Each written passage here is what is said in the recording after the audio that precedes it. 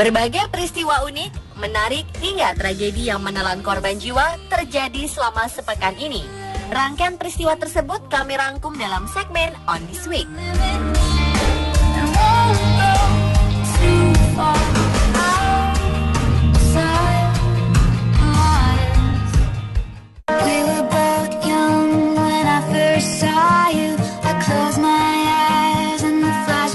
Nama Miss Indonesia 2006, Kristania Virginia Besow, sedang hangat dibicarakan belakangan ini. Pasalnya, foto dirinya berseragam tentara Amerika Serikat yang diunggah di akun Instagram beredar luas di dunia maya. Diketahui saat ini wanita kelahiran Manado tersebut adalah anggota Angkatan Darat Negeri Paman Sam. Rupanya wanita berusia 30 tahun ini dikabarkan telah berganti kewarganegaraan dan menetap di Kansas, Amerika Serikat. Kristania adalah Miss Indonesia kedua yang mewakili Provinsi Sulawesi Utara yang menggantikan Miss 2005 Imelda Francisca. Ia juga Miss Indonesia pertama yang mewakili Indonesia di ajang Miss World 2006 di Polandia. Kristania pindah ke Amerika Serikat untuk belajar keperawatan dan meninggalkan kuliahnya di Fakultas Ekonomi di Universitas Samratulangi. Usai lulus studi keperawatannya, Oktober 2014 lalu, ia memutuskan bergabung dengan militer Amerika Serikat.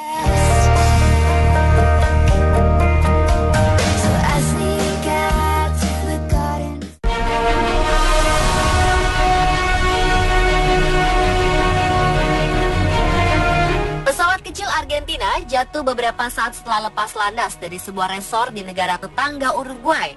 Kecelakaan ini menewaskan seluruh penumpangnya yang berjumlah 10 orang. Pesawat Beechcraft berlisensi Argentina ini baru saja lepas landas dari bandara di dekat kota resort Punta del Este di Uruguay. Ketika pesawat tersebut jatuh dan terbakar pada Kamis 19 Maret 2015 waktu setempat, pesawat ini bertujuan ke Argentina dan jatuh ke Laguna di dekat bandara Uruguay tersebut. Pesawat ini mengangkut 8 penumpang, seorang pilot dan seorang co-pilot. Seorang pilot dan co-pilot serta 7 orang penumpang merupakan warga Argentina. Sementara seorang lagi penumpang adalah turis wanita asal Portugal. Belum diketahui penyebab jatuhnya pesawat. Menurut petugas menara pengendali lalu lintas udara, terjadi ledakan tak lama setelah pesawat lepas landas. Namun penyebab pastinya masih dalam penyelidikan.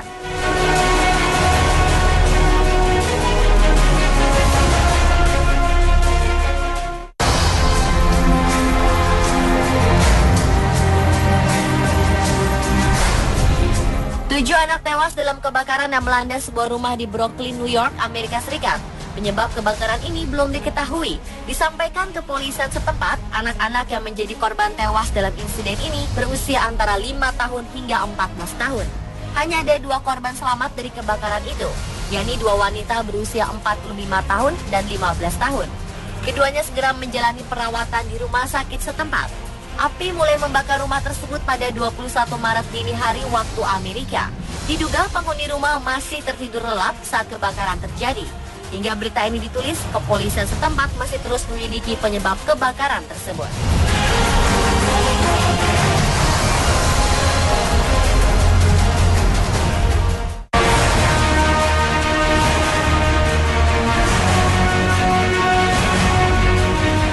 Sebuah ledakan terjadi di laboratorium kimia di Fakultas Farmasi Kampus Universitas Indonesia Depok. Akibat ledakan tersebut dikabarkan 14 mahasiswa terluka. Penyebab ledakan adalah meledaknya tabung reaksi saat mahasiswa sedang melakukan praktikum. Ledakan tabung diduga akibat pemanasan berlebih saat melakukan distilasi atau penyulingan. Diduga ada prosedur yang dilanggar mahasiswa. Seharusnya suhu ideal penyulingan adalah 60-70 derajat Celcius. Setelah mencapai suhu tersebut, api seharusnya dimatikan, tetapi malah dipanaskan hingga 100 derajat. Terjadinya overheat atau kelebihan panas inilah yang diduga meledakkan tabung kaca. Pada 14 korban yang menjadi korban ledakan, di mana 2 diantaranya menderita luka berat. Salah satu mengalami kerusakan mata akibat serpihan kaca tabung reaksi menancap di mata.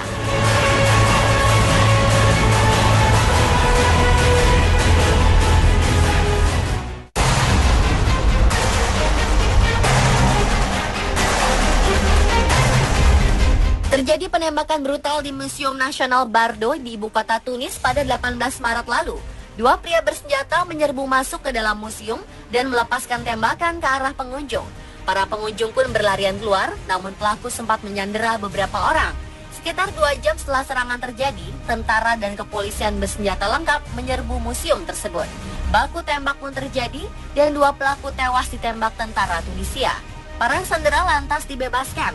Perdana Menteri Tunisia, Habib Essid, mengeluarkan pernyataan bahwa masih ada 3 tersangka lain yang masih buronan. Otoritas Tunisia masih terus memburu tersangka lain. Terdapat perbedaan jumlah korban tewas dalam insiden penembakan brutal ini. Media Inggris menyebutkan total korban mencapai 22 orang termasuk 20 turis Inggris. Namun media Amerika menyebutkan korban tewas 19 orang, di mana 17 diantaranya adalah warga asing.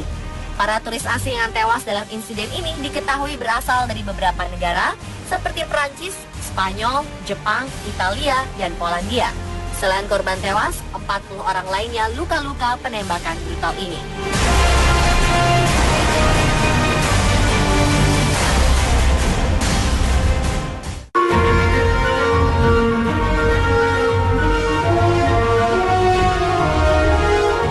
Sebuah aksi heroik ditampilkan oleh Edi Sudarmi atau akrab disapa Pak Sareh yang mencegat laju kereta api Gajayana jurusan Malang Jakarta agar tak melintas rel yang renggang sepanjang 15 cm di kilometer 53 stasiun Kota Baru Kepanjen Malang, Jawa Timur.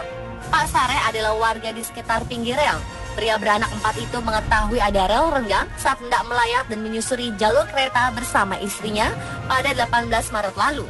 Karena khawatir renggangnya rel ini akan membahayakan kereta yang melintas, Pak Sareh mengajak warga terdekat Bonadi untuk mencegat kereta yang lewat. Pencegatan berlangsung dramatis. Pak Sareh dan Bonadi berdiri di tengah rel sambil melambaikan baju ke arah datangnya kereta. Kereta sedang melaju kencang itu pun akhirnya berhenti. Setelah setengah jam, akhirnya kereta diizinkan kembali melintas karena rel yang renggang 15 cm itu sudah diperbaiki dan diberi bantalan. Tak terbayang jika kereta tetap melaju di rel tersebut, mungkin saja kereta tersebut akan anjlok.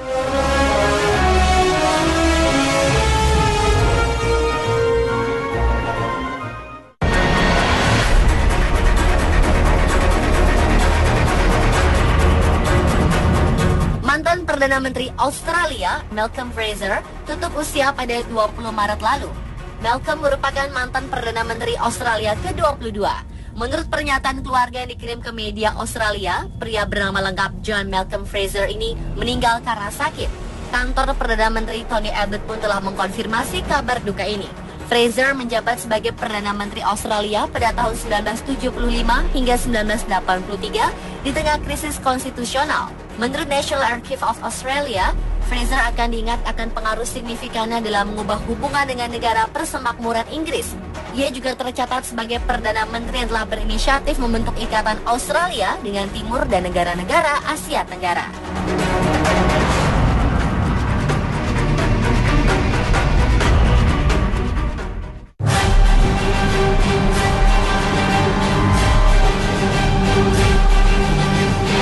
Tentara Niger dan Chad, Afrika menemukan kuburan massal berisi lebih dari 90 jasad manusia.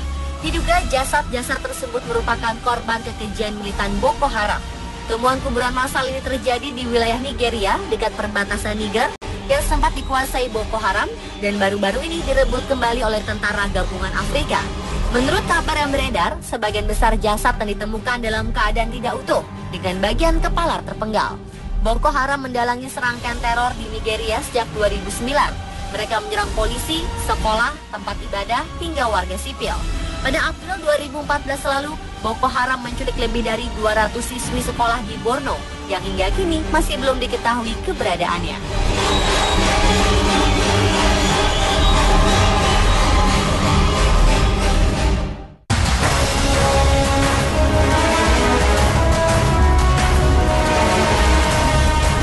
Seorang narapidana di Ohio, Amerika Serikat mendapat ganti rugi sebesar 13 miliar rupiah karena mendekam di penjara atas pembunuhan yang tak dilakukannya. Pria ini dibuai selama 39 tahun sebelum akhirnya bebas. Ricky Jackson, nama narapidana tersebut, menjadi narapidana di Amerika Serikat yang paling lama ditahan dan kemudian dibebaskan setelah dinyatakan tidak bersalah. Pada 1975, Jackson dinyatakan bersalah bersama 2 terdakwa lainnya atas pembunuhan seorang salesman, Harold Franks. Saat itu seorang anak berusia 12 tahun, Eddie Vernon, mengaku melihat serangan terhadap korban. Tahun lalu, Vernon yang berusia 53 tahun mencabut testimoninya. Kepada otoritas tempat, ia mengaku tak pernah menyaksikan secara langsung pembunuhan tersebut. Dengan pencabutan testimoni ini, tidak ada bukti yang menunjukkan keterlibatan Jackson dalam kasus ini.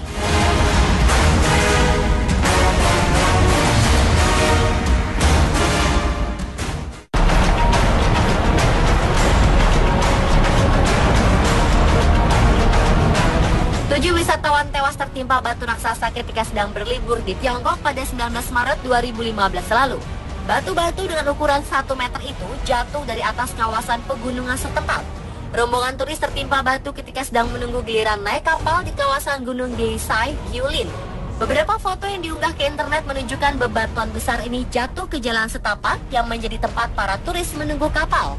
4 orang tewas seketika, sementara 3 lainnya tewas ketika dalam penanganan rumah sakit.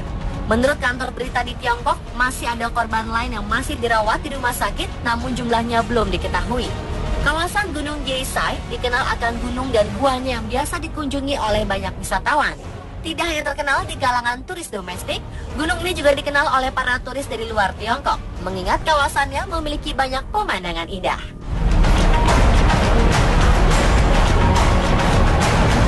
Pemirsa, itulah rangkaian peristiwa yang kami rangkum dalam segmen On This Week kali ini.